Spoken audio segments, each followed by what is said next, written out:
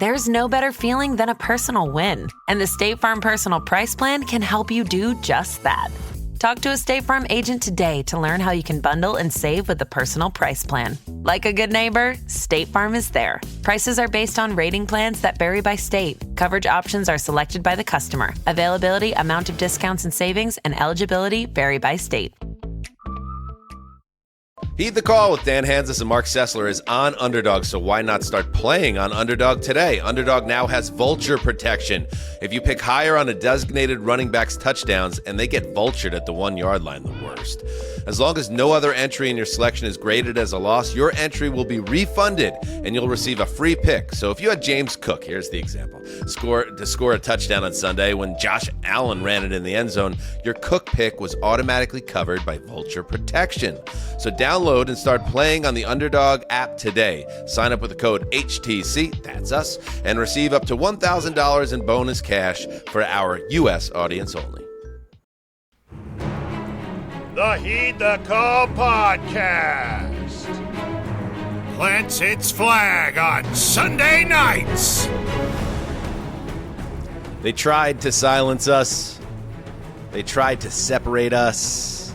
They tried to end this, but they failed. The flagship show endures. The flagship show is reborn. And on this Sunday, and every subsequent Sunday until February, we will cover every NFL game played on terra firma. And on this journey with me, Marc Sessler. Heed the call, baby. There is no way you take away flagship anything attached to this show and what we've done with our entire careers. We've been doing this for, well over a decade, and there's no feeling quite like the one I experience on especially the week one when you've been away from games and like a bunch of games going on. When you're listening to 2 or 3 games at the same time in both ears, taking notes, taking observations, getting ready to come on the show and try to cobble together not only insight, but love for the game. And it's okay if all our teams that we like lose or get totally scattered. We're still here, Dan. Embarrassed even? Yeah. Embarrassed. There it is. It's that mix of panic, excitement, and dread wrapped into, a big ball that is the Marc Sessler Sunday experience. So Marc's back. But we can't do this alone. Marc and I need every game to be covered on Sundays. So joining us are 2 more men. Let's bring them in. Of course, the great Gravedigger, Justin Graver, and our buddy on twice a week all throughout the season, Conor Orr. You kidding me? Flagship show. Is everybody ready? Let's go. Come on. Woo.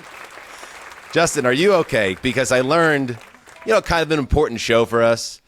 And I learned that you're on day 3 of a juice cleanse and you're talking about having potential brain fog. Not always what you want to hear from your producer 12 seconds before we hit record. Day 4. Yeah, I haven't eaten any food since 4. Wednesday. But, it's fine. Football's great. I love being emotionally detached from the Titans, so today didn't even get me down, and I'm ready for an awesome show. Let's do it. Can I tell you something, Justin? This is the 14th year, Justin, that we've done this podcast. My team has never been in the playoffs in any of those 14 years. Disappointment and being able to carry on in spite of your team's failures and embarrassing displays of quarterbacking, we'll get to it. That's part of the operation as well. And I know you're ready for this, Justin, and you're going to prove it to us and the world. Yes, I feel ready. I feel great. I'm ready to analyze stuff from a totally objective point of view. Even the Titans-Bears game, I'm happy. All right, good. Justin, you seem to be in a moderately good headspace for this. And Conor, we're going to go through every game, okay? So are you ready? I'm ready. I was actually thinking back to my last time on a flagship show with you guys, and you used to call me on Sunday nights, and I used to be at my friend Jeff's apartment, and I would take the call in like a corridor after having 3 beers and watching Sunday Night Football. And so I'm much more prepared, I feel like, this time than last time. I'm ready. Excellent. All 4 of us closely watched 3 games each to cover the 12 games on the schedule. So let's get into it and let us start this rundown by heading to the heartland, Indianapolis, Indiana, where two division foes gave us a sneak preview of what could be a very fun season-long game of cat and mouse. Let's get to it, Gravedigger! Because you know who the Houston Texans could have used last year? A Joe Mixon type. And you know who they have this year? Literally Joe Mixon. The former Bengal went off in his Houston debut, rushing for 159 yards and a touchdown. His 30th carry, a clinching first down run behind an offensive line that kicked ass for 4 straight quarters. Anthony Richardson kept the Colts in the mix with a multitude of splash plays, but it wasn't enough to secure the win. Final score, Texans 29, Colts 27. And man, the AFC South has a chance to be a lot of fun this year. Boys, I really enjoyed this game. It really lived up to the hype. I took it with the second overall pick in our draft that we did yesterday. And there was something so exciting watching this Texans offense that we thought about it in our heads all through the summer, what it could be with Stephon Diggs now there. And Mixon, who's, while, I almost say that a little bit in jest, because I think there was it's fair to say that had Mixon already played his best football. But in this game, he really never looked better, and it helped Connor that he was running behind a line that was opening up gaping holes for him. There were so many plays in this game, Connor, where he's not even touched after 3, 4, 5 yards, and he's getting to the second level. So if you give this Houston Texans team with C.J. Stroud a running game like this, there's no telling where they end up. And I think that's why, there was some credible rumors about them being interested in Saquon Barkley this offseason. You knew kind of what direction they wanted to go in. And when you get into the later years of this offense, one thing that's really interesting is they start designing a lot of the run blocking to make everything not only better, but easier for all your offensive linemen. So it's actually putting them in better positions on a down-to-down basis. And then you start creating those 49ers-esque massive gaps that you're seeing these running backs run through. Now you have a guy who can actually hit those gaps too. It's exciting, right? What could Stroud turn into if this offense evolves just like it did in San Francisco? I mean, also, Bobby Slowick a year ago did a lot with that offensive line when there were injuries, when they were undermanned. I thought that was quietly one of his best achievements beyond really calling a great game, and we didn't know if he could do that. So this is a Shanahan-esque offense. It's got roots in that.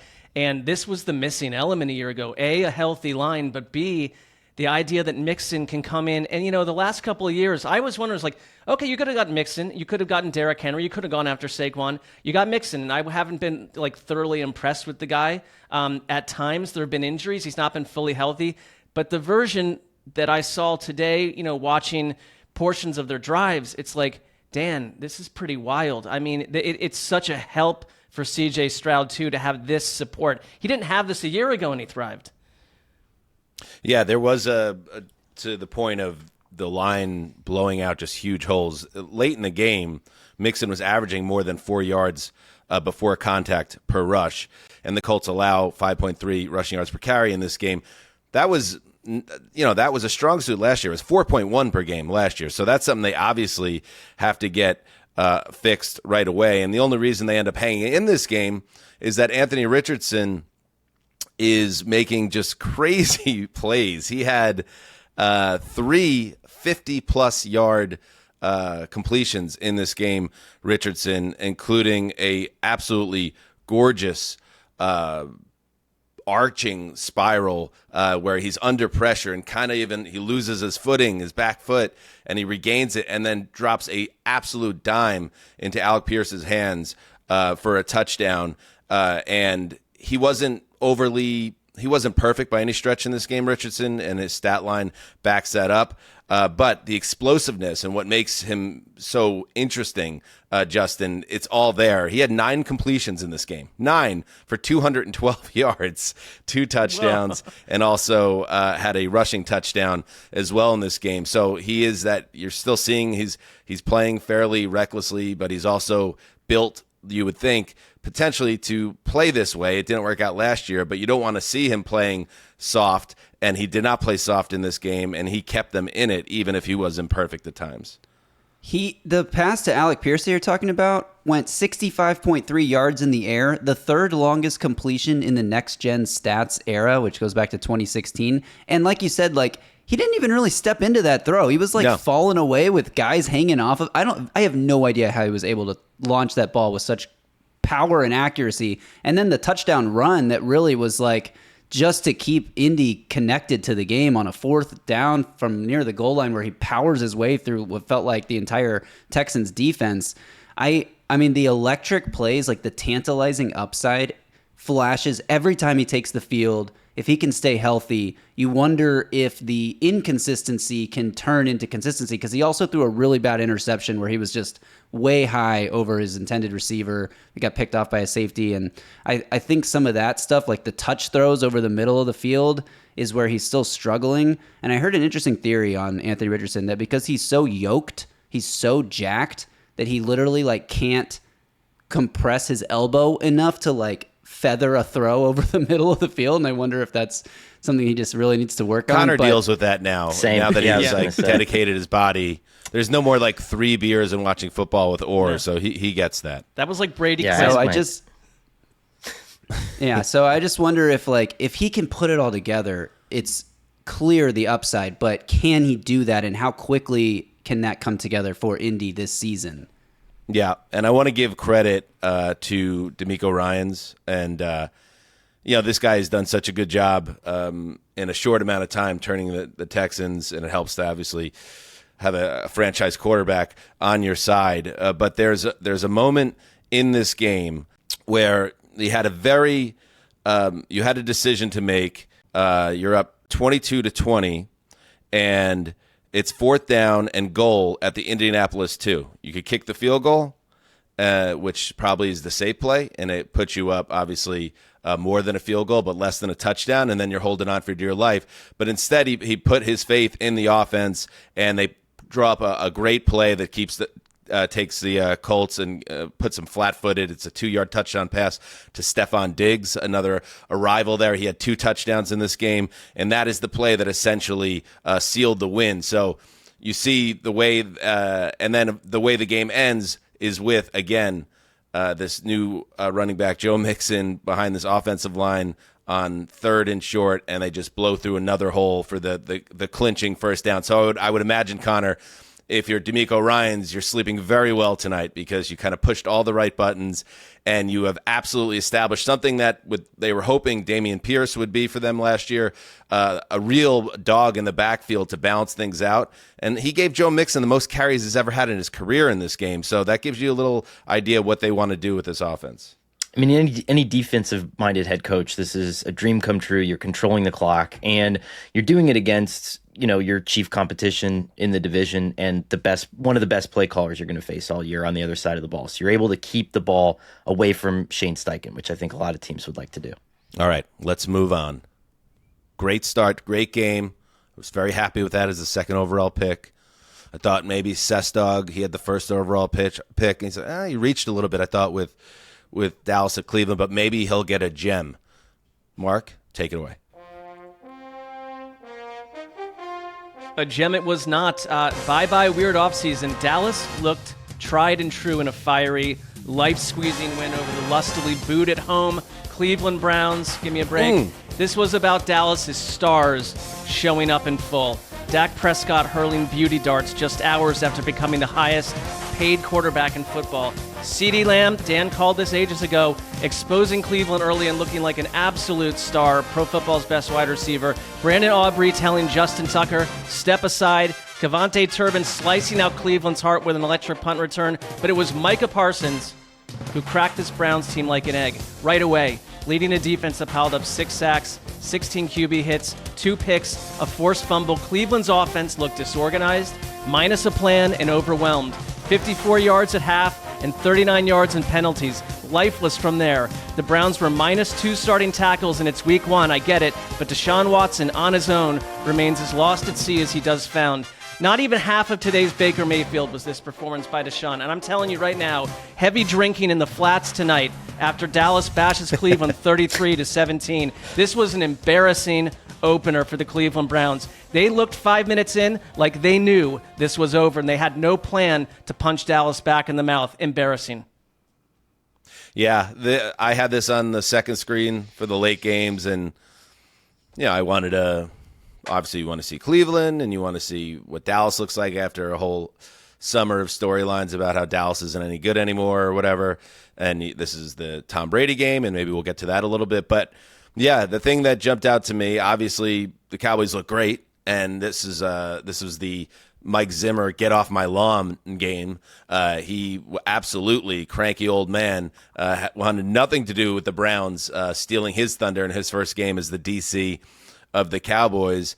And I was just struck, Connor, by how Watson, and again, I think we all know what's going on at this point with Deshaun Watson, that they're in a bad spot and he's not showing a lot of growth. But every time a new season begins, you think, okay, maybe he could turn the page and start looking more like the Texans guy.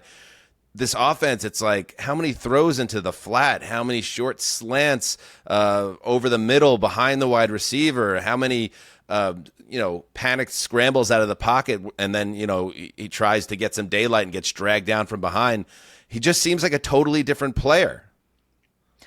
I think it's multiple factors, but you're right. He did not hit a single throw over 5 yards downfield in the entire first half. And it's only when he starts to you'll see this at the end of games when the Browns are getting blown out, where he starts to create and he starts to get comfortable and he actually starts to push the ball down the field. And I think what happens at that point is it negates the kind of defenses that he doesn't seem to be able to read or doesn't seem to be able to react to. We forget that defensive football changed completely since he left the NFL and basically took 2 years of non-existence and then returned. And so I really do think that a lot of this is indicative of him struggling to adjust to this new game. And for whatever reason, the Browns not building in this kind of harmonious run game for him to be able to, like Josh Allen or Cam Newton, create some separation for his wide receivers and get him these easy throws. They were missing both tackles. And I think that, when we just project this line to be successful, well, that's 40% of what you were. And they're missing Nick Chubb. And so your identity has been stripped from you. But I'm with you in the sense that, this feels like the second or third time that we've heard about Stefanski and fill-in-the-blank offensive coordinator, retooling the offense to fit Deshaun Watson. When the offense has worked, they put up a number basically saying, here's what the Browns have done with Deshaun Watson, and here's what they've done with everyone they considered a deep backup in terms of pay and position, and they're more successful when he's not on the field. And it's just there was all the environment around him, but Deshaun Watson on his own looked cowed and like he didn't know what to do in certain plays. There was a couple sparkling plays, but that's 5 out of 25 dropbacks, and it's they look lost with him in there. And I think it's can you fix this, or do you need to make a bigger fix? And a perfect start on the Cowboys side. In every way, the defense was smothering. Micah Parsons, DeMarcus Lawrence, Eric Kendricks all had sacks. Kendricks also had his first interception since 2016. They got also Trayvon Diggs. He's back in action after the ACL injury. He has an interception late in this game. You get a punt return for a touchdown from Cavante Turbin. You get a clean game from Dak Prescott, who, by the way, signed a massive contract extension right before kickoff that made him the highest paid player in the league. You have CeeDee Lamb coming off his own holdout, as Mark said at the top, kind of hitting the ground running, being especially early in the game, establishing things for the Cowboys, doing some things with 3 different jet sweeps for 25 yards. And you put it all together, and I feel like, Justin, this is the Cowboys team. And listen, the Cowboys have a lot to prove, and it's not going to be in September. It's always going to be in January. But we're coming off our summer where there was just a lot of talk about the Cowboys didn't really get better, and they kind of took a step back. But for one game, at least, to go into Cleveland, it's not an easy place to play, to go into Cleveland and push around the Browns the way they did, even if it's an undermanned Browns team. So that is an A-plus start, I thought, for Mike McCarthy. Yeah, absolutely. I felt like every time I looked up at the screen, Brandon Aubrey was kicking through a field goal. Yes. I didn't catch a ton of this game, but the fact that the Browns defense struggled as much as it did. I know the Cowboys offenses has been elite, and Dak Prescott was in full control of this game and is elite, and his numbers weren't super eye-popping, but he didn't make any mistakes. He made a lot of great throws every time I saw it on Red Zone. And I wonder if Bill Callahan leaving the Browns offensive line, or if it's just the tackles being out, or if it's just Micah Parsons is a beast, or all three of those factors combining together to create the mess that we saw for Cleveland today. It's fair. It's early, but that's fair. And you mentioned Brandon Aubrey, so let's take a quick trip. Sure. Because we got a lot to get to. But my goodness, this is the first time since we've done this podcast, or really, I guess, when did Justin Tucker come into the league? Right around the time the podcast started. Where I'm starting to think, is there actual competition for who the best kicker in the NFL is?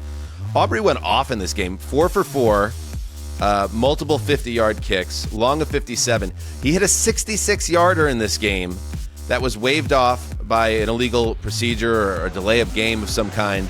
Delay of game, which was a bummer because he hit the net with the 66-yarder, which would have tied Justin Tucker's all-time record. They have him lined up to go for a 71-yarder.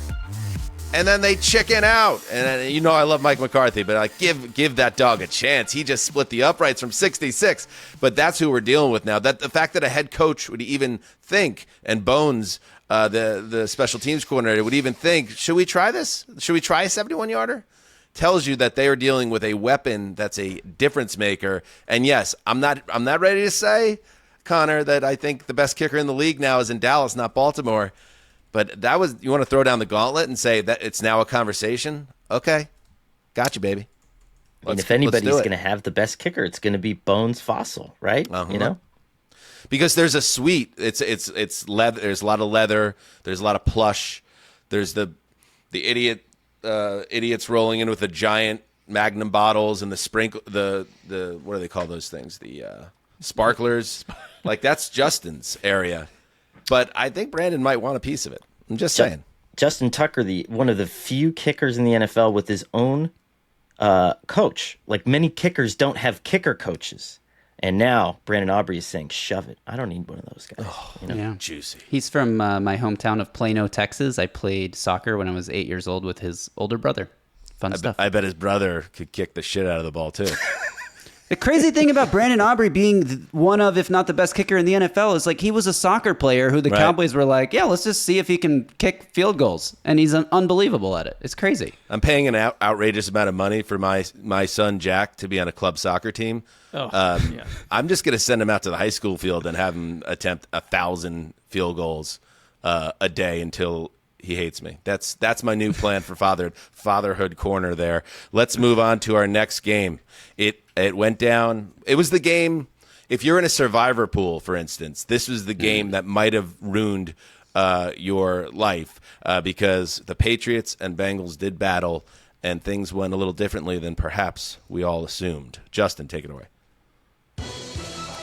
No Bill Belichick, no problem for the Patriots defense. Many people were wondering where the pressure would come from. Christian Barmore, he's out. He's on the NIL list or whatever list he's on. Matthew Judon just traded away. But Keon White stepped up in a major way. 2.5 sacks and 4 pressures. And honestly, Joe Burrow looked pretty rusty in his return to action. He was under duress for most of this game.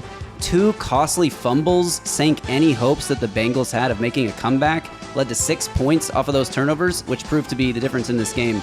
I will say Jacoby Brissett managed the game really well, but it was Ramondre Stevenson who stole the show. 120 yards on 25 carries, including a 9-yard run with under 2 minutes to play to seal the 16-10 win. And Gerard Mayo got the game ball from Robert Kraft in his debut as the head coach. Yeah. Do we have any sound on that? We do, actually. All right, let's listen to a little bit of... And by the way, I don't recall too many locker room visits that were captured for posterity and put on post-game shows during the Bill Belichick era.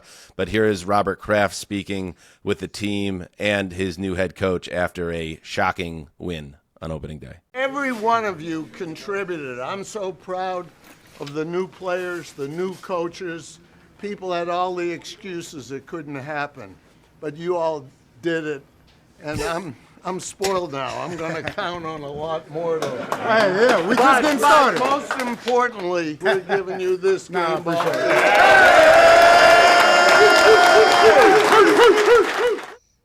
Yeah, so good for Gerard Mayo.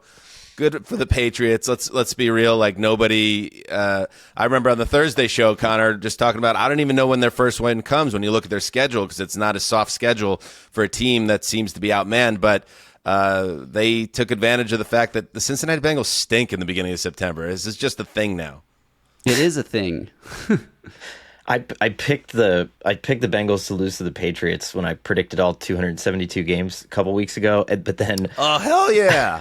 my wife is in like a high stakes survivor pool, and I was like, obviously take the Bengals, and then she came back today and she's like, what the hell? And I was like, yeah, I know, I picked the Patriots to win, so that was not like it's not going well, you know. Dinged. I mean, it's not the full version of their team right now. We know you've got Jamar Chase is just back, T. Higgins not around. But this is a lingering situation with Cincinnati. Like last year, they went out in week 1 and got totally waxed by Cleveland. Looked nothing like what we thought they'd look like. And in this case, it's like to be dominated by a team that we've spent 6 months saying had absolutely zero talent on offense and a disheveled offensive line. They ran the ball really well. And I think part of it is like, what does stick around from after like this week? Like the Bengals don't have... Because they've been an upstart team, it's easy to think that they've got all this talent on defense, but that's just not the case right now. They were ran on last year, and they got ran on today, and that has been a problem for that unit going on for a long time. It unspooled them a year ago, and it's like, this happened here, and like I'm not sure if you could have like come up. I don't know who, if like someone from Pittsburgh is writing the script to week 1, because all of Ohio completely melted. But this is a even more embarrassing loss because you didn't lose to the Dallas Cowboys. I know Ramondre Stevenson had a good game, and he's an underrated running back. I think he's really good and doesn't get enough credit. But they still only gave up 16 points, Justin. Like Cincinnati, the whole idea why I thought that they were going to be okay this year, the Jamar Chase thing was a legitimate distraction, and then he came down with food poisoning apparently over the weekend to compound matters. But the idea that Joe Burrow was going to get a full training camp and kind of be in the mix after injuries had kind of made that impossible the last couple of years. And yet, what did we see here? I read one stat that Burrow, 16, according to ESPN stats and information, 16 of his first 20 pass attempts were within 5 yards of the line of scrimmage. That is not the fun Joe Burrow that we all fell in love with.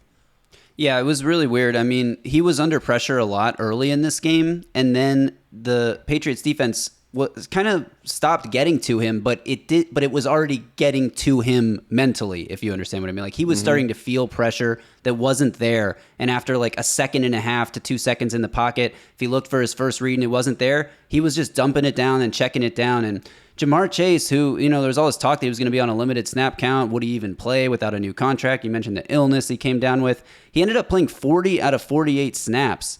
So it wasn't like Jamar Chase wasn't on the field, but you know, he hasn't practiced all summer, and those two guys go all the way back to LSU. So I thought they don't need to practice this summer. They can just hit the field and play. But Burrow was really, I said it, he was really rusty in this game. He finished with 164 yards on 29 attempts, took 3 sacks, no touchdowns. And I just think that really like the pressure getting to him early affected him for pretty much the whole game. And then the pressure came back late, and Keion White got it was his 3rd sack, but it was credited as 2nd and a half sack that sort of ended things. There was a big turning point in this game, though. It was in the first half. The Bengals offense struggled out of the gate. They finally put a drive together. They go all the way down the field. Burrow throws a unbelievable, just like high point ball to the back corner of the end zone, looking for Mike Gesicki, who goes up and makes an incredible catch. Touchdown Bengals. It's like, all right, everything's going to be okay. The Bengals are going to be on track and they're going to win this game. Hold up. Review. Actually, Gesicki did not complete the process of the catch. Overturned. Brings up 3rd down. And on the very next play, Tanner Hudson catches a ball running across the middle, and he's like running into the end zone, and Kyle Duggar comes in and knocks the ball out, and it's like fumbled all around, and the Patriots jump on it, and they go down and get a field goal out of that. So that's like a 10-point swing, essentially, that the Gesicki thing was overturned. And then they Bengals muff a punt later in the game. The Patriots jump on it, kick a field goal. There's 3 more points. You lose a game by 6 points, and your 2 turnovers basically gave the other team those 6 points and took points off the board for yourself. I mean, they were at the goal line when Tanner Hudson fumbled. But I don't want this to come off like, oh, this is one of those fluky games where the worst team wins because they force more turnovers. Like, yeah, the turnovers were very impactful, but the Patriots also dominated this game pretty much from the jump. I mean, yeah, they only scored 16 points. It was a 16-10 game. But when it comes to just like the flow of the game and like winning in the trenches, they outpossessed Cincinnati by over 8 minutes. They ran 3 different drives of at least 12 plays. Like, that defense just couldn't get off the field, and they stopped them most of the time they got to the red zone, and that's why New England's score was so low. But like, it really wasn't just some fluky turnover-induced win for New England. It was and like, guess what? We're better than you, and we're going to beat you. And guess what? Now, because you didn't take care of business against the team that everyone thought was going to be in the draft lottery come next spring, you get to go to Arrowhead next Sunday. And that's going to all of a sudden be like a major gut check for the Bengals. So good on Gerard Mayo and the Pats, and the Bengals already in crisis. Let's head to Orchard Park. The Bills are over. The Bills had their chance. I'm actually talking like Buffalo Bill from Silence of the Lambs. The Bills don't have the dogs. Put the lotion in the basket. She a great big fat person. Please. The football cognoscenti.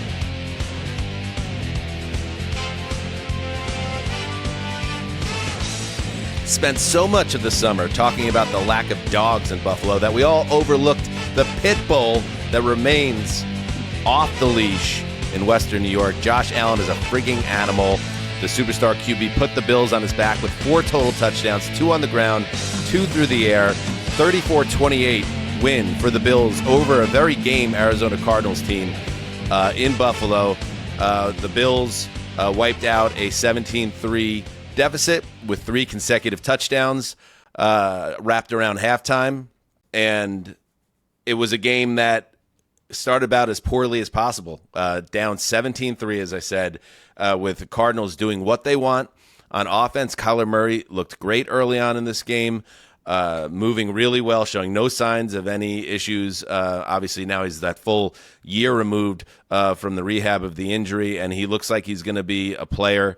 And the problem for Arizona, though, is once Allen did what Allen does, which he's kind of one of those guys. There's a very short list of players that you could just tell when he decides, okay, I'm taking this game over. And when he does that, he can will his team to greater places. So, Connor, while I saw a team that maybe doesn't have all of the weapons around him to make life easy, I also see a team that is going to still win a lot of games because, in a quarterback league, they have one of the 3 or 4 best there is.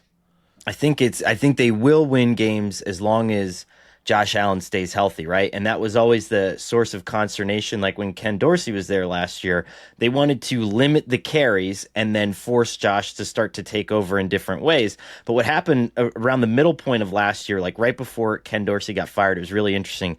Teams started like using some of their faster, like even like defensive tackles to try to spy him as if they were like linebackers. And that's when you start getting those compounding hits that impact him later on in the game. So I'm dying to know what happens because it's great. Whenever he can carry the ball 7, 8, 9, 10 times a game, it changes everything. But how long can he do that safely? Because we do see kind of diminishing returns at some point. Connor, here's the problem. He's already hurt. And right. And he had a heroic touchdown run where as he's coming down, he kind of lands and pins his own arm/wrist/hand with the football under there, and he needs to get wrapped up on the sideline. And after the game, there were comments both from McDermott and Allen that made me pause a little bit because I just assume he's such an Iron Man, he's going to be fine. But they kind of left the door open that they kind of got to get a better idea. Here's a little bit from Josh Allen about the injury. Just kind of, again, split-second situations. The first rushing touchdown, I kind of lowered the shoulder, knowing that was a corner. The second time, I know it was Buddha, and Buddha's he's a good player, and he'll lay the boom on you, so I decided to go up and over, but, probably can't make a living doing that, but here we are. Yeah, so Mark, that's a guy that will always sell out for his team. But what Conor's saying is right, too. I mean, if this is what he in his mind has decided, that I always have to do that, especially this year, and with the sense of urgency around the Bills after years of almost getting there, you do worry about his ability to stay on the field. Yeah, because for the past couple of years, there were just simply more proven weapons around him, and the defense had more proven veterans that they could lean on. And I think part of the story of this game, that this almost became as meaty of an upset as the game we just talked about, because Arizona comes out against this Bills defense, Sean McDermott's defense, 13 plays, 60-yard touchdown, 10 plays, 60-yard field goal drive, 13 plays, 71-yard touchdown drive. All of those together ate up about 20 minutes of the first half. I mean, it was a pretty dominant first half. Then you get Josh Allen doing what he's doing, and, that's fine. But, I think there's a roadmap here where, and it's not trying me. I know that the Cardinals have been a bit of a pet team for me, but the way that James Conner ran the ball against them, the way that they kind of smothered the clock, and just, you get that version of Kyler Murray, it put Buffalo into a tough spot. So I just don't know against some of the better teams in the league if Josh Allen alone, and it's not just him alone, but, they're waiting for some people to develop on offense, and this got a little scarier than you'd think a team from Arizona traveling to the East Coast for an early game on the East Coast, a team that was, a losing team a year ago by many, many stretches, came in and put this kind of a threat on Buffalo. I'm not sleeping super soundly in Western New York tonight. I might wake up a few times in the night slightly concerned with what I witnessed. Yeah, I think that's fair. That's certainly fair that there's a lot to work on here, but, and his hand, by the way, was heavily wrapped. It was reported afterwards that Allen's hand was heavily wrapped as he left the building. But the way they took control of the game, he had finished with 4 touchdowns, 2 rushing, 2 throwing. And if not for a DJ Dallas kickoff return, the first one under the new, quote, dynamic kickoff rules, this game would never felt as close as it did, and it was close at the very end. Kyler Murray and the Cardinals offense got a couple chances in the fourth quarter to try to take this game back, but then to Buffalo's credit, they did stiffen up and get the stops they needed. And Justin, by the way, one of your fearless predictions, or your fearless prediction this week, a classic rookie mistake. If you just would have said there will be a kickoff return for a touchdown with the new dynamic kickoff rule, you would have had it, but you said it had to be an opening kickoff, and you got a little bit too specific, and it cost you in a big spot. So just all around a tough Sunday for the Gravedigger. I really marked up that prediction by just getting too specific with it, and now here I am going to be 0-1 in our predictions contest, but that's okay. Dan, I have a question about this game. Yes. Marvin Harrison, 1 catch for 4 yards. What happened? Yeah, it was he had a pretty bad drop early in the game, and was very quiet, and the Cardinals offense really lost its way. They're up 17-3 with I think less than 2 minutes to go in the second quarter. And over the next 21 minutes of game time, they just didn't do anything while the Bills just took control and had and even when the Cardinals did get back in the scoring column, it was the kickoff return that did it. So the offense really puttered out down the stretch. So I guess, chalk it up to rookie jitters, and there's some work to be done in terms of that connection. But he was obviously very quiet in this game. And I just want to give, before we move here and take our first break, a shout out to Greg Rousseau. The Bills need somebody to step up in that front seven. He had 3 sacks in this game, including a strip sack. And it's a big year for Rousseau. It's his 4th year at the team, and they kind of need him to make the leap. And he finished with 6 pressures, the team combined for 8. So he anchored the defense and was a major reason why they were able to get things under control. So, and one quick note, not to leave Gravedigger on a cliff here. My fearless prediction was that Arizona would topple Buffalo, and midway through this game, that's probably why I'm spirited about this. I was feeling very good about this. It felt prophetic from a mountaintop, and it just started to crumble, bit by bit. And so, enough with these predictions, with these specific, granular predictions. I'm going to start to go very generalist and start to pile up some wins. All right. Well, there's always goals to shoot for. Let's take a break, and we'll roll on with the flagship program.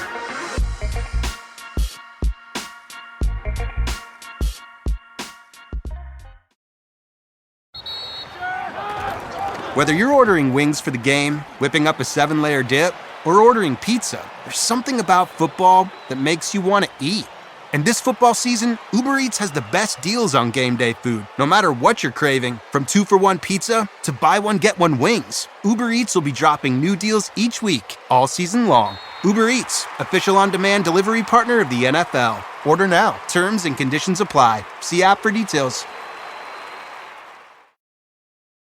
Heed the Call with Marc Sessler and Dan Hanzus is on Underdog. So why not start playing on Underdog today? I'm doing it. Listen, not only am I doing it, I cannot lose. Cash is coming in by the bundle. So download and play on the Underdog app, sign up with the code HTC, and receive up to $1,000 in bonus cash for our U.S. audience only. All right, we are back. Week 1 flagship show. We move on to a battle for the soul of Florida. Marc Sessler.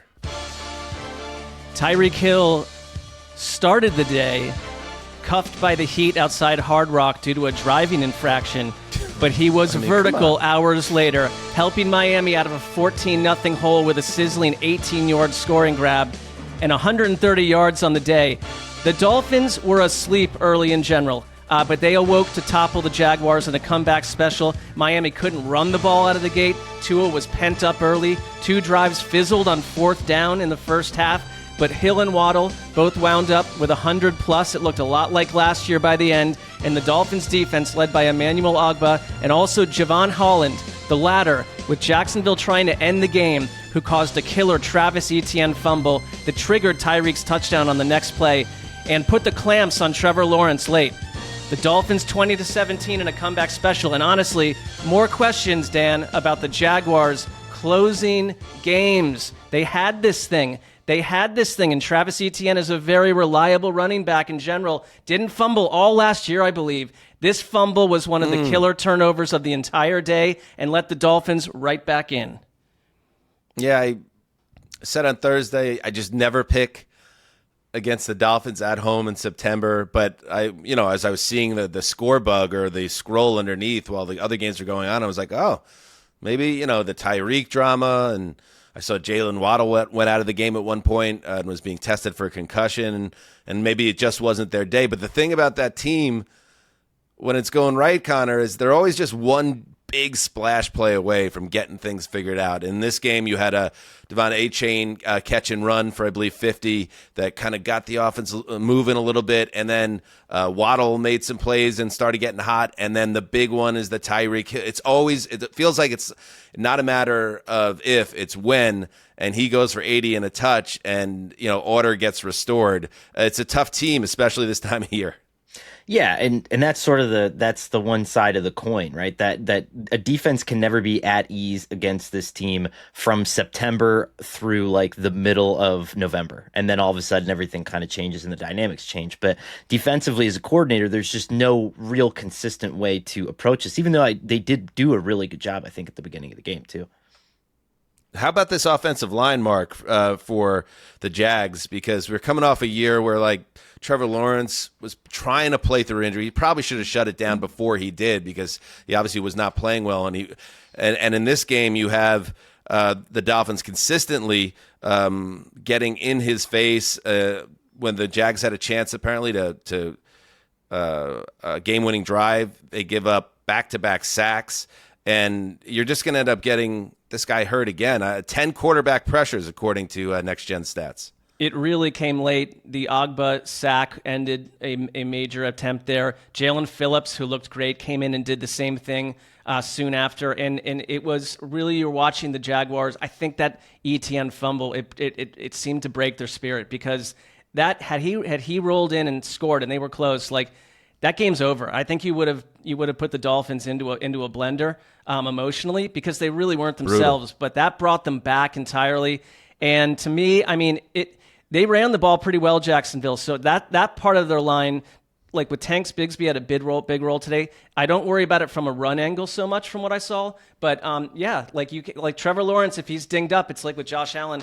That team is a completely different situation. But he looked good for portions of this game. I just think they played a lot more in the preseason than other teams, and they looked like it early on. But then Miami's like, well, our preseason was the first half. Now here comes our real season.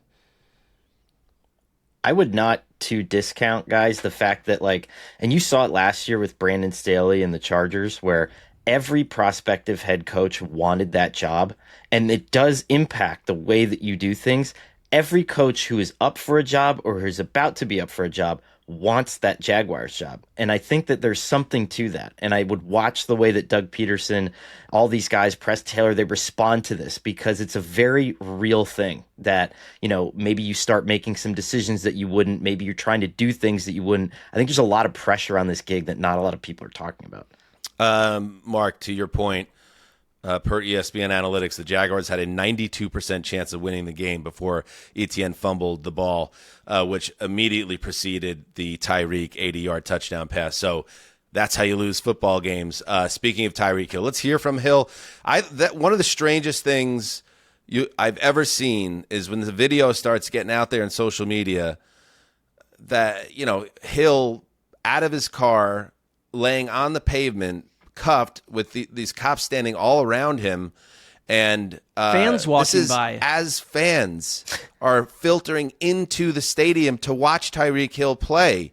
And one thing that really jumped, well, let me hear from Tyreek Hill, and then I want to add one more kind of addendum to this that really tells me like how things really seem to get out of control, to the point where one of these police officers involved reportedly has already been put on an administrative leave. Here's Tyreek Hill. They said I was speeding, but they said I was speeding, reckless driving, whatever. So I wasn't raised like that, the name drop or flash, you feel me? Like, if you say I did something, write me a ticket, because I'm a normal person too. If you say I did something, write me a ticket, do whatever you got to do, you feel me? But I'm just saying, like, don't be disrespectful, you feel me? Cause ridiculous. And Florio reported on Football Night in America before the SNF kickoff that Calais Campbell, former Walter Payton Man of the Year, and I don't know if you guys have gotten a chance to meet Campbell, but I remember meeting him at a All or Nothing premiere with Jason Zumwalt in downtown LA when he was with the Cardinals, and legitimately largest human to nicest guy ratio, it doesn't exist. Like, he's universally loved and respected, as seen as a good dude. And he was detained and handcuffed himself for interfering with a police investigation. So just a wild scene that I think is going to have some reverberations down there in Miami-Dade. Let's move to the Meadowlands, where Sam Darnold was not seeing ghosts, but delivering ghosts to the New York Giants. Single jobless white men aged 30 and up rejoice. New York's talk radio will be a binge fest of schadenfreude as you get to loudly proclaim to all you know, a cat and your mother/roommate, that you were correct about Daniel Jones not being the guy in New York. Jones struggled mightily in a 28-6 beatdown at the hands of the Minnesota Vikings. He was 22 of 42 for 186 yards and 2 interceptions, including a pick 6 backed up against his own goal line. He was sacked 5 times. The Giants were 7 of 18 on third down, and Brian Dable refused to go for a 4th and manageable while down 22 points, cementing his lack of confidence in his offense. Meanwhile, the Minnesota Vikings looked efficient offensively. Sam Darnold did not throw an incomplete pass until almost halftime. Brian Flores dialed up a banger of a defensive game plan. The Giants were held to 3.5 yards per carry, and only rookie Malik Neighbors surpassed 60 yards receiving. Whoa. Boys, the call for Tommy Cutlets begins now. Oh, my God. Or Drew Lock. Let's start with the Vikings here, Connor, because I'm so happy for Sam. Like, this was a guy that was Sam Darnold absolutely put through the ringer in that stadium for one of the darkest eras of Jets history, the Adam Gase era. Never had a chance, and that's all I've ever thought with Darnold. Just give him a chance with some functionality around him. And I'm not going to put too much into one game. I think that it's possible the Giants stink, and it's just a nice start. But this is exactly the game he needed to get going. Was Darnold playing at like a super high level, or is he more just hitting passes that most quarterbacks would hit? Like, how would you rate his game? I know the stats are great, and obviously the storyline writes itself, but how would you actually explain his play in this? I wouldn't put him far away from what Baker Mayfield was accomplishing last year. Like, I do think he's what do scouts divide them up into is win because of players and win with players. I do think he's a win because of potential player. And if you look back at even the deep cuts when he was with the Jets, Dan, there were some unbelievable throws that were just lost completely in the morass and the narrative of kind of everything that happened there. Obviously, having Justin Jefferson helps, and having Kevin O'Connell, who I think is probably slowly establishing himself as one of the best play callers in the NFL. All that stuff helps. And that's a young Giants secondary, which was feisty a little bit at the beginning of the game, but this was a good Sam Darnold game. Like, I think he's going to set himself up for a nice little contract. And Mark, I don't want to hear anybody saying, oh yeah, Darnold's now only doing well because he has a great coach and a great wide receiver. It's like, how about we look at it as like the scales potentially balancing here? Because for 5 years he had nothing and was just getting his ass kicked and embarrassed. And now maybe he'll get a chance to get some run again with some people around him that could help make him the player that the Jets thought he would be coming out of USC. I'm with you. I mean, it's one game, and I think that we could look askew at the Giants relatively soon, if not already. But I guess back to because I think it's fair to say Darnold is here and he was drafted where he was drafted because there's a proven skill set. He's been in bad environments, but the Kevin O'Connell thing is part of it. Like, if we're going to talk about every quarterback that goes to San Francisco and that Kyle Shanahan's the reason that Brock Purdy is mostly someone that would be like selling milk, but like instead he's a NFL quarterback because of Shanahan. Like, I do think coaching matters. And like on that defense, like Brian Flores matters a lot on that defense, but Kevin O'Connell and Sam Darnold together, I like the combination for Sam, even if it's not just the coaching, but it leaves me wondering if you're Brian Daboll, because you know the Giants well, Connor, like, are you just concerned about the Daboll experience at this point? Is it just he as a quarterback that no matter where this quarterback went and parts of this offense went, it wouldn't work?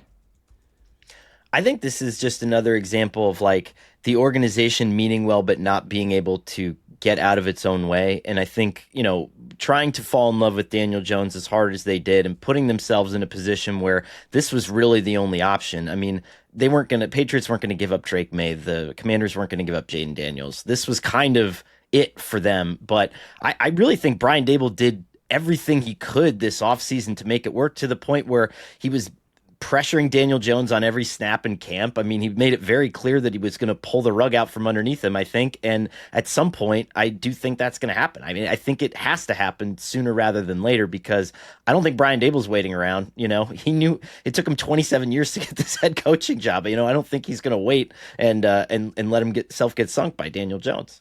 Yeah. And the only thing uglier than the uniforms that the Giants are wearing. No. No, you into them? Don't yes. do that. Oh, please. Yes. No, this is like one of those Connor takes where it's just you want to be a little counterculture. Wait, I like them too, to be honest. This is what I call a Jerry Garcia take from you. Why is everyone killing their uniforms? The uniforms were awesome. Hideous. I side with Connor on this to some degrry, yeah. Yes. All right, agree to disagree. But I how thought about... they were awful, Dan, by the way. Okay, 2-2. High score. But, like, the only thing uglier might have been this game plan. Like, all this excitement around Malik Neighbors and pushing the ball downfield. They didn't attempt a single pass over 20 air yards in the first 3 quarters. Like, what are we doing? And it got sad quickly, right? Like, you could see the moment where Brian Daboll was like, shit, and started basically running, like, 2-yard keepers with, like, Daniel Jones behind a pair of tight ends. And you're just like, this is... You could see the moment that everything changed. Malik Neighbors did look really good when he got the ball. It just didn't happen all that much. Well, at least they have, like, locker room dogs like Kayvon Thibodeau that will make sure, like, the vibes don't get ugly there.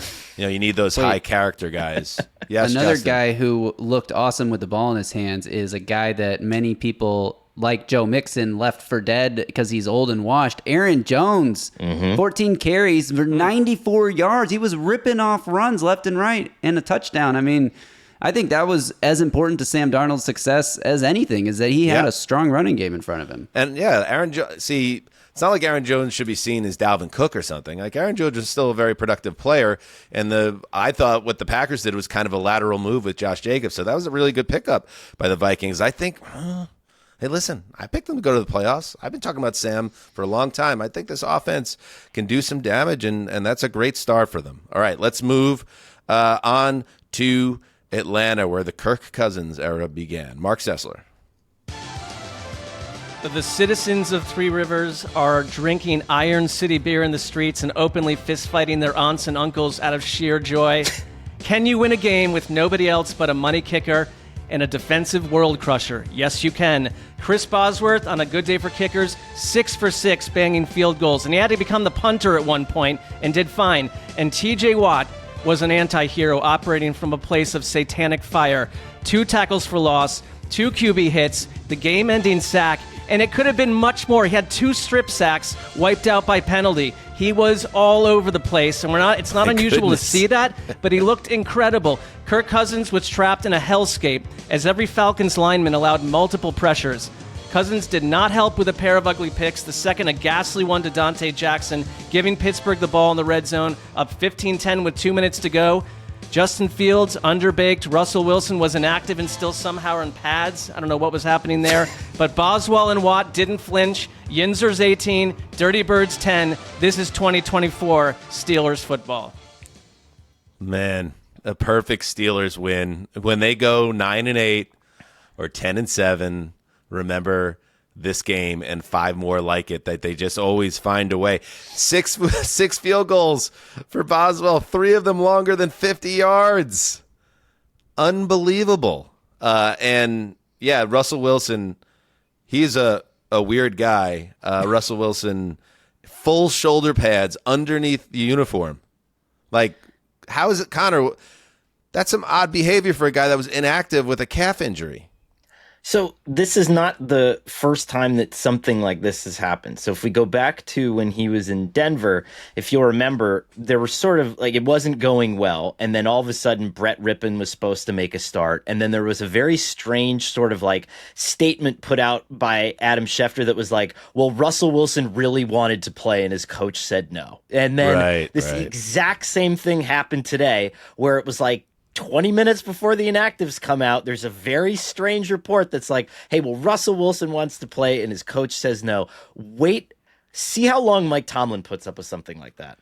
Yeah. How about the Kirk Cousins debut, Mark? Obviously, statistically, not great. The protection, what you're saying, is not great. How did he look? Did he look healthy? I know he had the 1 touchdown pass to Kyle Pitts, who was just stunned to get a spiral thrown between the numbers.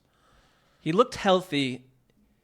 I think that the pressure wreaked upon him, and also, obviously, you're not getting a guy on, and Justin Fields was very milquetoast outside of running on the ground a bit, but, like, Kirk Cousins can't escape that stuff, and so when you can unleash the way they did, and their entire offensive line, every one of them are culpable. As I mentioned, like, each of them gave up 2+ pressures, and it's like the Cousins didn't really have a chance. The first pick he threw was a bad decision. The second was a terrible decision and a bad throw. And he had another one early in the game that was dropped by Dante Jackson, who got the later interception. That was just a turnover-worthy throw. I mean, it should have been caught, and it would have unsaddled Kirk Cousins right away. They had a field goal drive where he went 7 for 7, and he looked clean, and you could kind of see it. I will say one thing to your demands, though, that Bijan Robinson played all but 5 offensive snaps and was used all over the place in a lot of different ways. And you did get that Pitts touchdown. It still, to me, felt a little pent up like some of those Falcons games from a year ago. But I also think it came against one of the better individual defensive performances you're going to see. And they're lucky that those 2 other strip sacks by Watt were taken away by penalty. I mean, it was just a day that could have looked worse than it did, and it still didn't look too great for anyone involved at either quarterback position. And Fields, I mean, they won. And if he gets another start and they win another game, for instance, that could lead to him staying in that position. But did he do anything in this game that made you think that he might be making Mike Tomlin reconsider whether Russell Wilson should be QB1? I think that Mike Tomlin for years has talked about like wanting a mobile quarterback that can cause problems on the ground. And like Fields, when he gets into trouble especially, like can still do that, and he did that today. I thought that was the best part of his game. But he's like a tractor beam to pressure, and it happened against Day. And the other thing that carried over from the preseason action that I saw him play was like issues with the center exchange stuff still. And so it's just you're getting a mixed bag of hey, this is here's the reason you should stay in the lineup, mixed with here's the reason you shouldn't be on the field at all, mixed with the other guy is Russell Wilson, so we've got a problem here. And it should be noted that the now Falcons, you lose your home game. The way they set up these schedules, if you don't take care of business in that week 1 home game where you have a opponent that's not a big-time team and the Steelers are not a big-time team, then you could be in trouble.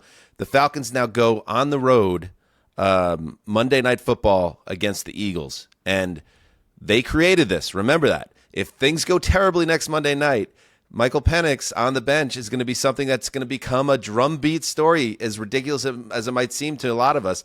It's going to become a thing, and they signed up for that. But let's not get ahead of ourselves. It's just one game, but it wasn't a good one for the Falcons. Let's move on to Inglewood, California, where the Chargers began a new era. Jim Harbaugh with that stare. Just cuts right through you. Those eyes. He's officially back, and he made that be known by coaching the most Jim Harbaugh game possible in his Chargers debut.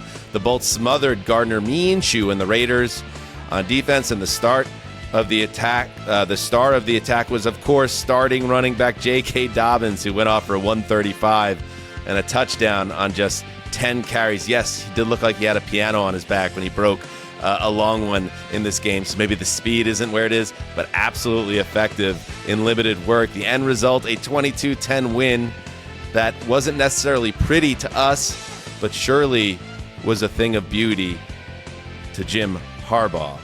I want to get right into this because it drives me crazy. Conservative coaching drives me crazy. Conservative coaching in the year of our Lord, 2024, is even more egregious because there's so much evidence and of the way the game should be played, and you play to win the game, and Antonio Pierce does not play to win the game. You're not going to see a dumber call decision by a coach all year. I'm telling you, this is a game. The Raiders are down 6 in the fourth quarter. 7:15 to play. We're midway through the fourth quarter. They're down 6 points. They are on the Raiders are on the Chargers' 43-yard line. It's 4th and 11. No, it's not. It's 4th and 1. It is 4th and 1 from the Chargers' 43-yard line. 7:15 to play in the fourth quarter. You're down 6 points. You bring out the punter, Nance and Romo on the call. Romo, naturally, what we're all thinking is, well, the only reason this punter's out here is because this has to be a fake, right? No, he punts it away. Antonio Pierce, punted the ball away on 4th and 1 from the Chargers 43, down 6 in the fourth quarter with 7:15 to play. Naturally, the football gods said, hell no. The Chargers took over, went right down the field, and scored the touchdown that put the game away. That drove me nuts. I cannot even imagine how Raiders fans felt watching that. There's a few things about this that were hysterical. If you watch Antonio Pierce's press conference, the first thing he says is, "Well, it was a long one. Like it was like the ruler. Like it was a long 1 yard. Oh yeah, one of those things. Yeah. The second was that he said, "Well, the punter was just crushing him inside the 20 all game," which would lead you to believe by virtue of odds that he would not. But he had hit 3, so like the odds are he probably wouldn't do it again, right? That's the second thing. And the third thing is, like, just generally speaking, Dan Campbell did the smartest thing that any coach has ever done, and it's changed the conversation on fourth down conversions from analytics to a question of whether or not you believe in your team. That is part of the reason why the Lions started doing this with such regularity. It was, I don't care what the numbers say. It is, I believe in my team. It's not a trend thing. It is a belief thing. And Antonio Pierce, you're an interim head coach, turned head coach. You've already got a short lifespan. Just do it. And what's even more frustrating is that the Raiders, especially on defense, really played a good game, and they're playing their balls off for you, coach. And you know, here's what the Chargers did in the first half of this game: 6 points, 83 total yards, 2 first downs, 0 for 7 on third downs, Herbert threw for 67 yards, the second fewest first half passing yards in his career. So the defense did exactly what you wanted. Christian Wilkins and Max Crosby were as good as advertised, wreaking havoc up front. And I know we talked about Daniel Jones, Mark. We just talked about a coach not maybe having the trust in his quarterback and making decisions that are frustrating, but you have to understand if you don't believe in your guy, maybe you make decisions. Gardner Minshew had statistically not the worst day, but had a really bad a fumble that led to a game-turning point situation where he lost the ball out of his hand, and it was recovered for a turnover, and he took the ball out of the hand of his offense in that spot, and that's a tough one to live with, and something that I think probably reverberates in that locker room. Yeah, I mean, like I'd ask the question because the Raiders are always a little bit of a different team organizationally, or perceived that way. We're like other teams, you've got people in Pierce's ear saying everything that we know tells us to do this, so does he come and overrule that? And if you have issues with Gardner Minshew, I'm coming from a different angle. That's all the more reason to go for it in some way. Find a creative way to get that yard and give a lackluster quarterback situation a better chance. And you can't keep asking the defense to keep making stops over and over. I just think it's not even kind of like playfully different than what other coaches are doing. It's just kind of like every one of us agree, like, this is not 1989. Why did you not do that in that situation? And it's got to have a really good explanation. And just saying it's a longer yard than some yards is the kind of thing that we're going to talk about it the way we are. We don't buy that. It's like, come on, Antonio Pierce. You know what it sounded like? It sounded like the thing a head coach, an overmatched head coach says who's an interim coach who got his team over the hump in December, and then real games came the next year and was out of his depth. That's how it came off to me. And until you coach in a way that's caught up with the times.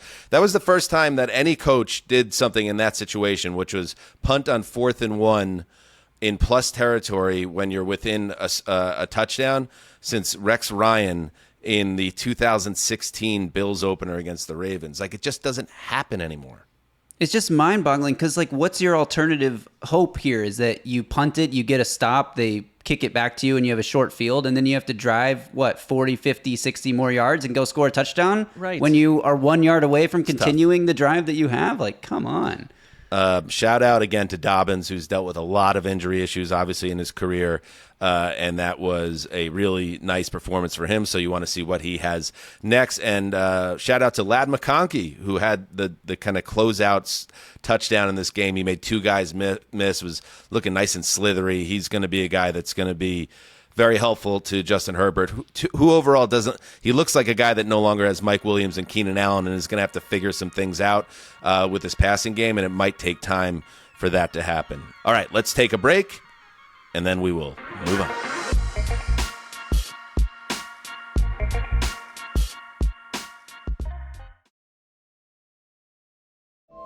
Heed the Call with Dan Hanzus and Marc Sessler is on Underdog, so why not start playing on Underdog today? I'm doing it. I'm getting rich.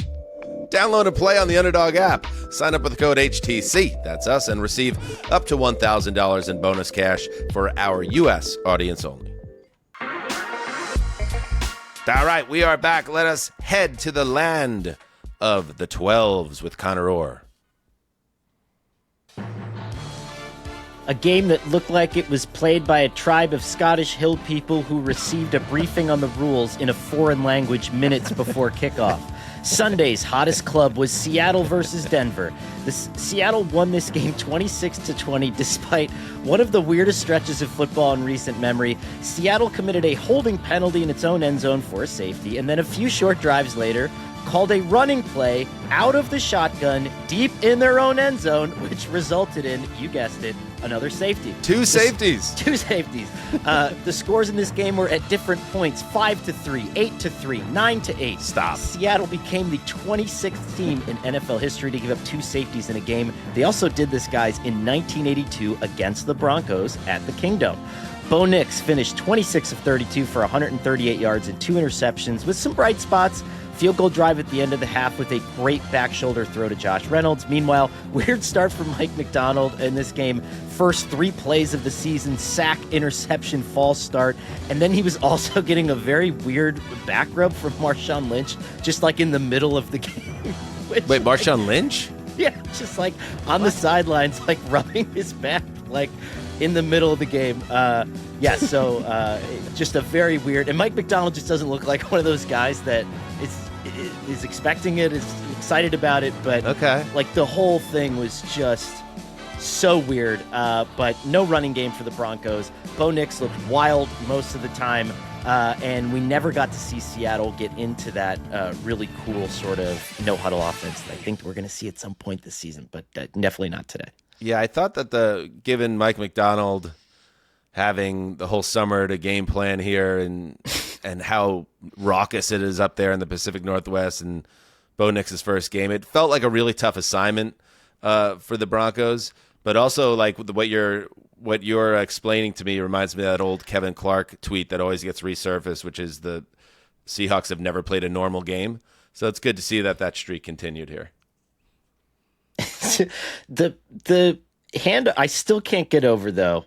Like the handoff, the shotgun handoff, to the point where like Geno Smith's heels were nearly in the end zone, and they're lining up for it. And the color, I forget who the color analyst was, but the guy's like, surely they're not going to hand the ball off here. And everyone in the stadium just made this horrified groan, and he just ran straight into the back of his offensive line. And to have that happen, like Mike McDonald, you could see after the game, he said something to the effect of they were showing him, and it was just, like basically said like, holy shit, this didn't look good, but we got it. And like, I'm glad that's behind me.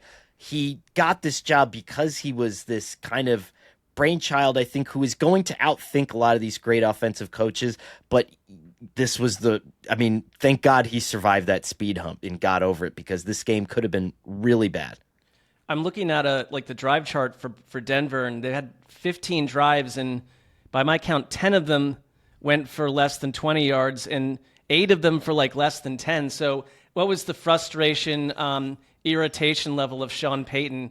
Or is he, because he's dealing with Bo Nix, not a completely stacked offense, is he just kind of, is there a patience to him, or is it the opposite? Well, and to connect with Mark's question, every time I just kept on seeing it pop up over and over on Twitter. It was like almost another interception by Nix. Another dropped interception, another one. And it was like, it sounds like this one could have been a lot worse than it even was, at least statistically.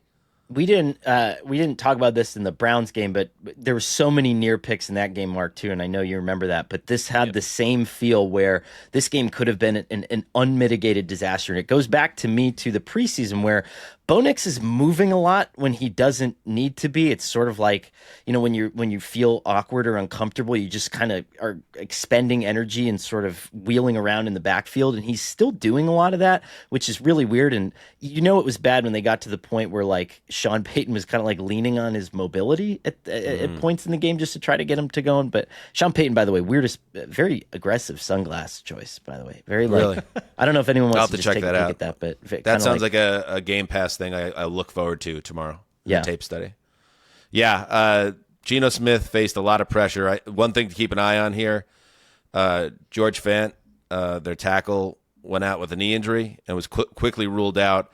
They're already without Abraham Lucas, so now they're in a situation where they might have a third-string tackle.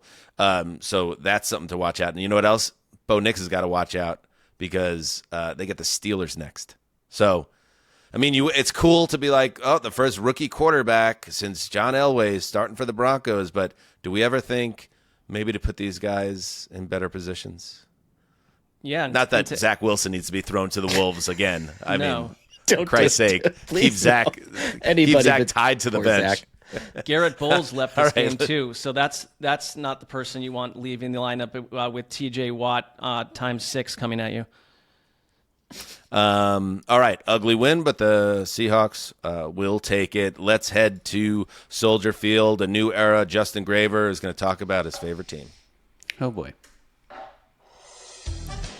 With the Windy City buzzing with electricity for Caleb Williams' regular season debut, it was the Titans jumping out to a 17-0 lead before everything collapsed.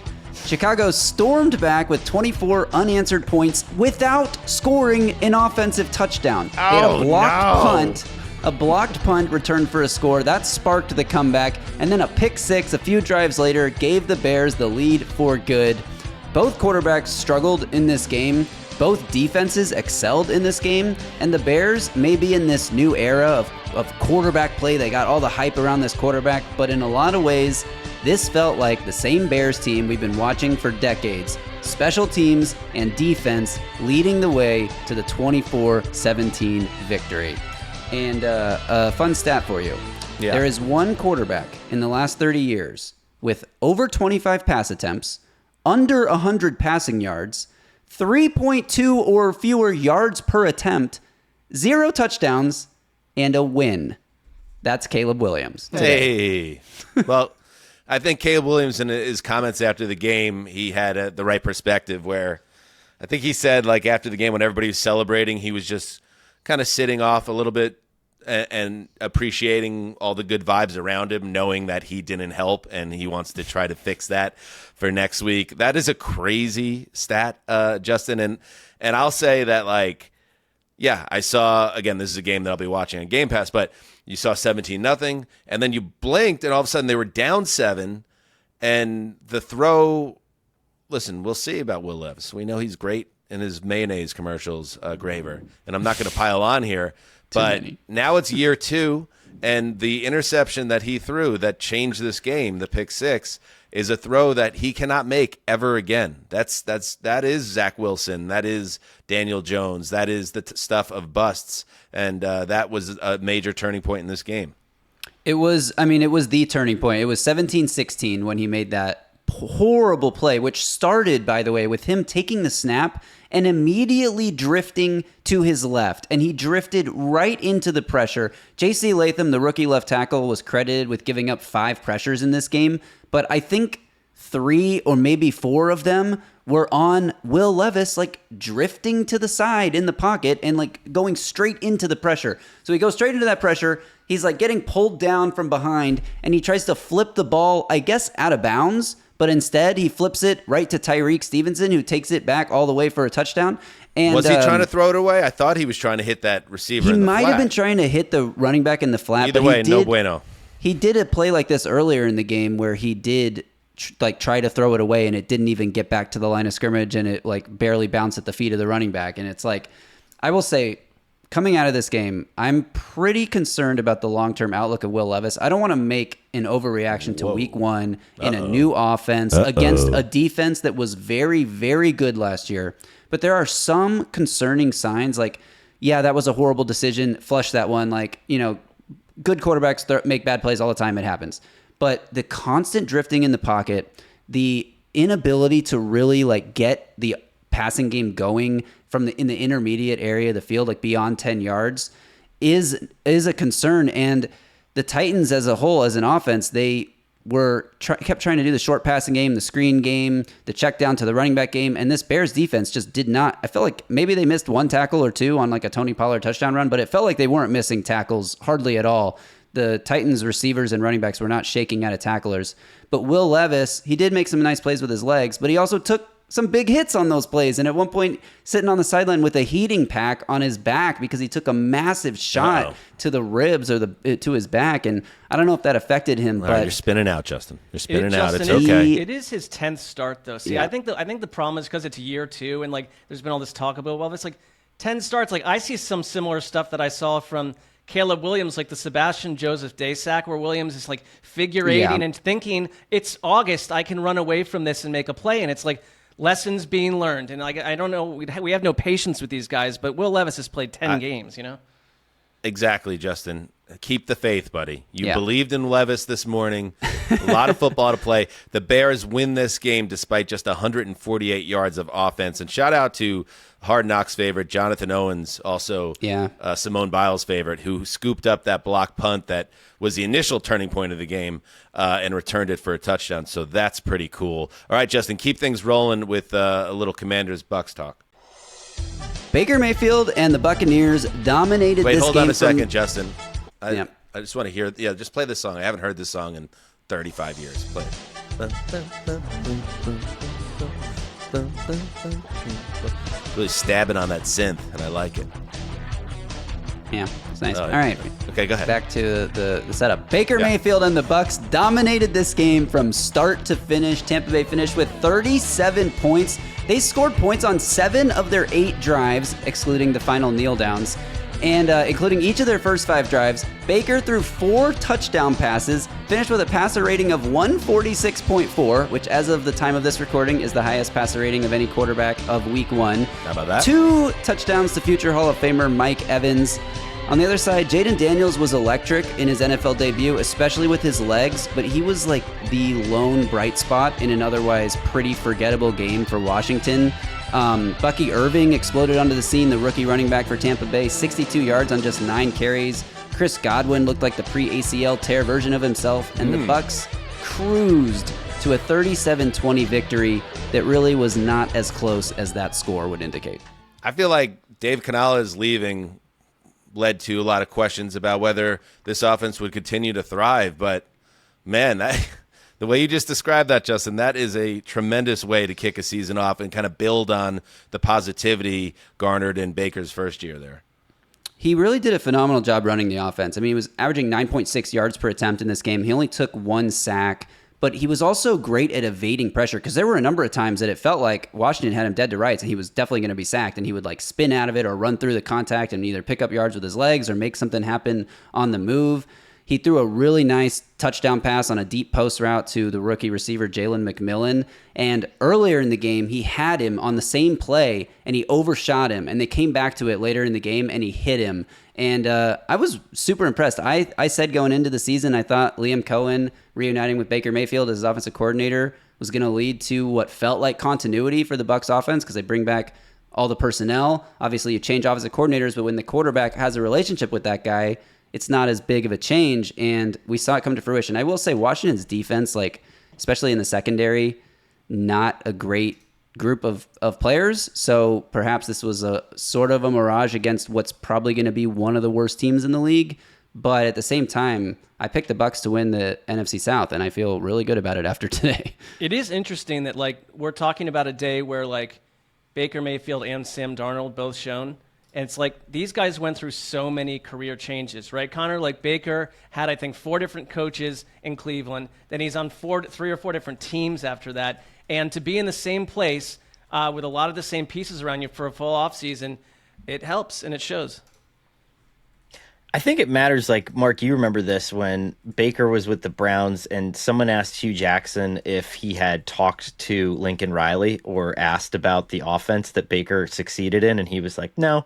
And just how stunning that was in that moment, and how all of these quarterbacks, Geno Smith included, right, had played in a really unique system at West Virginia, have all come to the point where it wasn't like anything magic happened. It's that their coaches sat down and talked to them and said, what are the 5 to 10 things that you're really comfortable at doing? What do you like to do? Okay, let's build an offense around it. You know, this isn't hard. Liam Cohen was on that Rams team. Do you remember when Baker Mayfield showed up on like Wednesday night at midnight and then on Thursday won the game for them on Thursday Night Football? So, it's one of those situations where it's like, hey, this is this cool revolution where you're just not being stuck up and listening to what your quarterback tells you.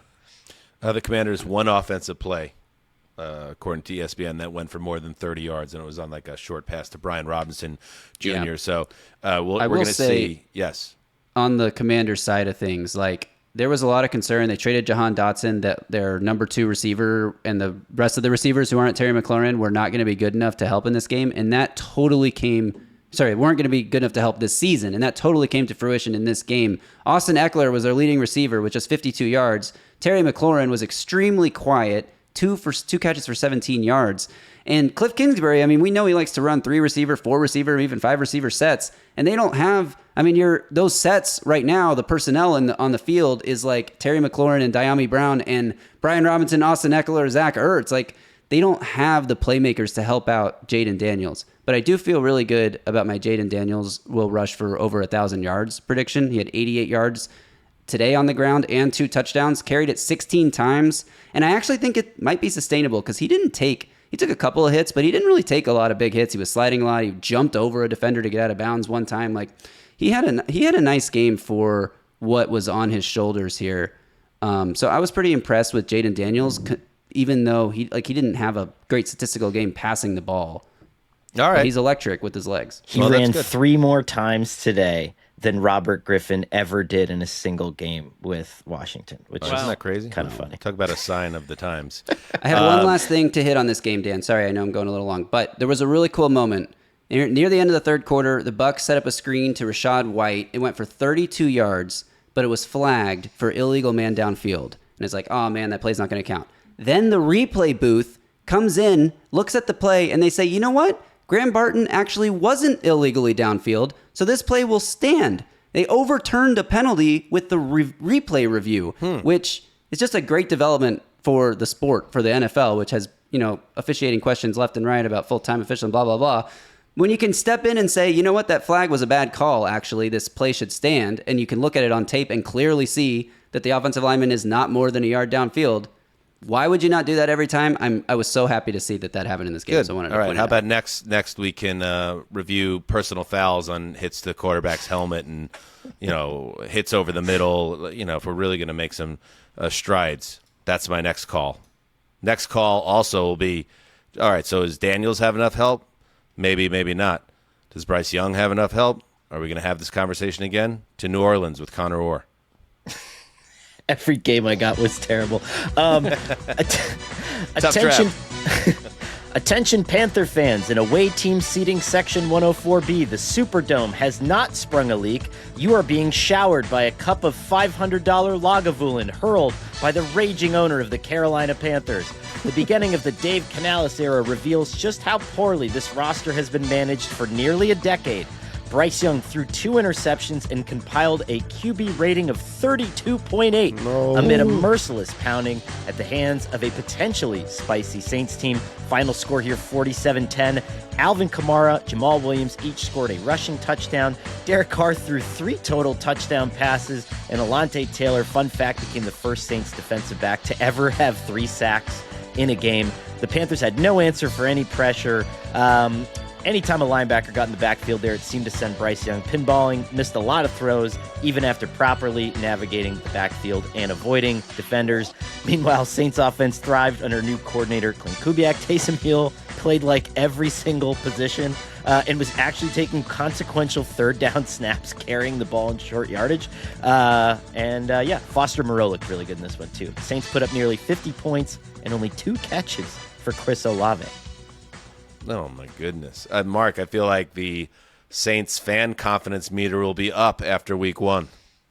Yeah, I think that's going to happen. I mean, they were a team about as dismissed as you could find all offseason, and a lot of it had to do with the quarterback. But the Clint Kubiak thing is just another branch coming off the old Shanahan world, where it's like this was the Sean Payton offense, and they were shoving Derek Carr into it. And it's great. This is kind of like what we talked about, like build something new, use your players the right way. I will say that I'm looking at a Carolina team and wondering, like, is this just even more broken than before? Because I think before the Saints fans get too wild about it, like, there's going to be a real test. They've got Dallas on the road next week, the Eagles after that, the Falcons in Atlanta, then the Chiefs, then the Bucs. So we'll find out over the next 3 or 4 weeks who they really are. But like, For where the psychological place of this fan base was, this is one of the more surprising week 1 results, because even if you were to tell me that we're going to win, I'd be like, no problem, but just put up 47 points.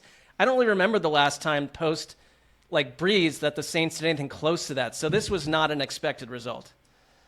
To that point, New Orleans had 30 points by halftime for the first time since the Drew Brees era. And I'm just thinking, like, what are we going to have going on this week in Charlotte? Tepper be drinking, Tepper be screaming, Tepper be sobbing, Tepper be firing. Tepper be all of the above. Hopefully Tepper be talking, because I can't wait for the next episode of Tepper be talking. Total nightmare scenario. Worst case scenario for the Panthers, Connor, who this was supposed to be the clean slate, and they thought that they plugged some holes and made themselves more competitive.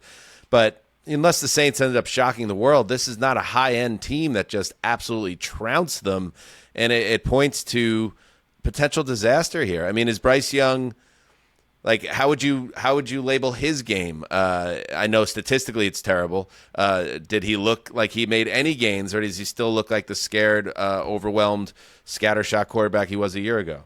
What's really weird is like when, like it was just like a linebacker blitz or something, right? And then it would just send him pinballing, but he always would navigate the pocket correctly. But then once he reset and got downfield, he would just fire balls over his receivers' heads or throw these really kind of head-scratching interceptions. And so it's a weird thing because you don't always see it that way, right?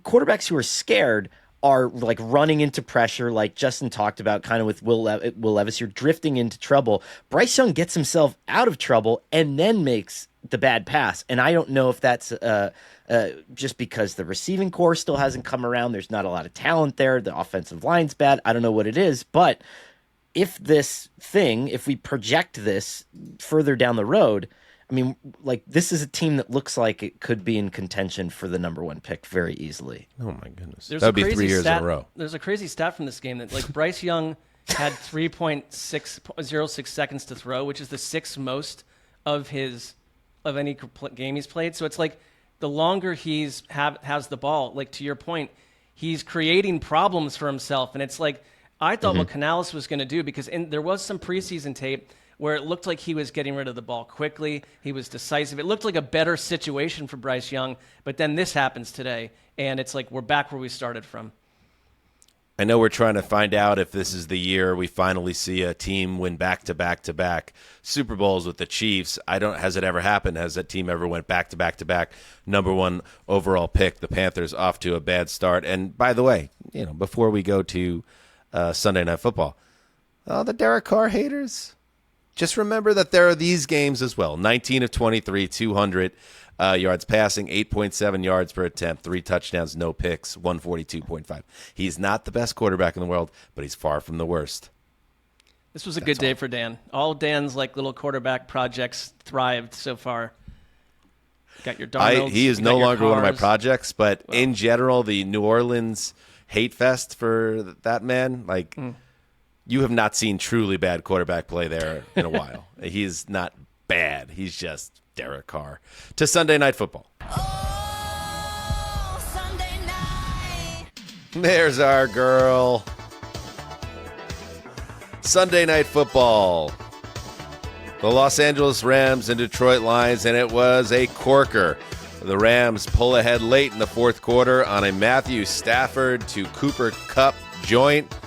Cooper Kupp had, fun fact, 412 catches in this one, but it was a misconnection from Stafford to Kupp, just barely overthrown on a 3rd down that opened the door for the Lions, who took their final opportunity of the 4th quarter to tie the game with a field goal, and then, after winning the coin toss, going right down the field, running it right down the throat of an exhausted Rams defense and into the end zone. David Montgomery putting the final touches on a 26-20 win for the home Lions.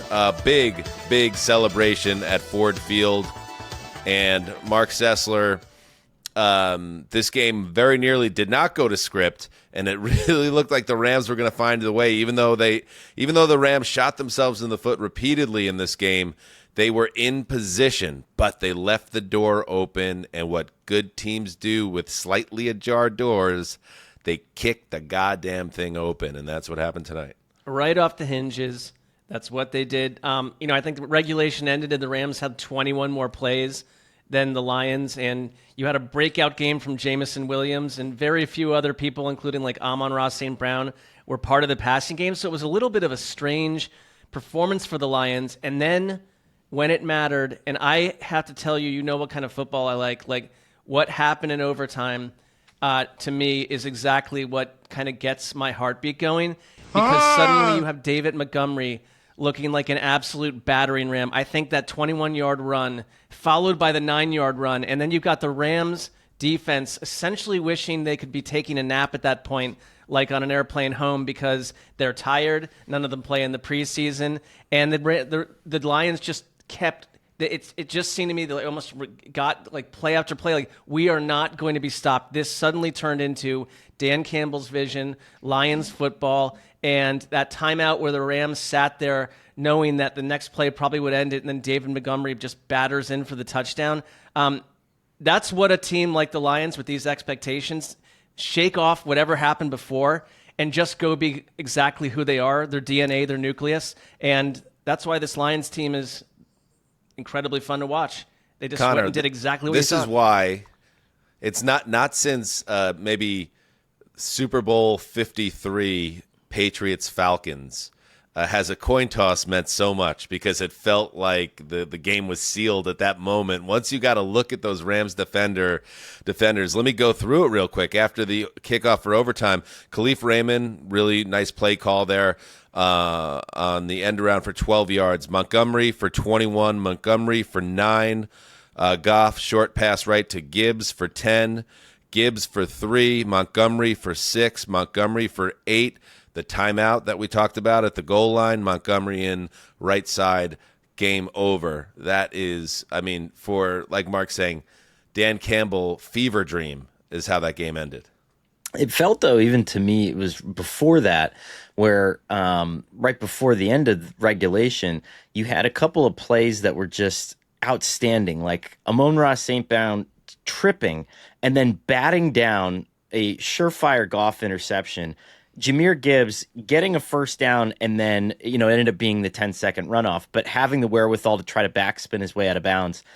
Dan Campbell's ability to find those guys, I think, is sort of that little separator. Like, obviously, their offensive line is unbelievable and so powerful, but it's those little margin things that the smartness of the team, whatever you want to call it, the DNA, what he looks for.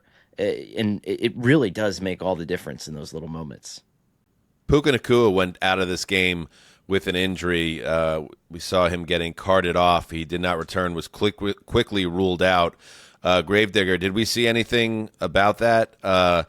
We could check in on that. But Cooper Kupp, who obviously was the best receiver in the world a couple years ago, Triple Crown winner, put the Rams on his back with Stafford to beat the Bengals in the Super Bowl.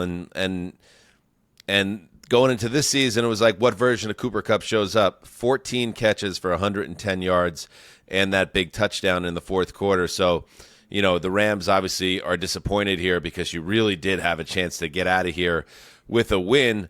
But there are things that you could look at and say, man, if we executed better in the red zone, we would have won this game. If a couple things went differently in the fourth quarter, we would have won this game. So there are things that to clean up, but overall there are some real positives for the Rams, even though this is a frustrating loss. But you just want to know, what is the Nacua status, because that is a major, major part of this offense. That guy was unbelievable as a rookie.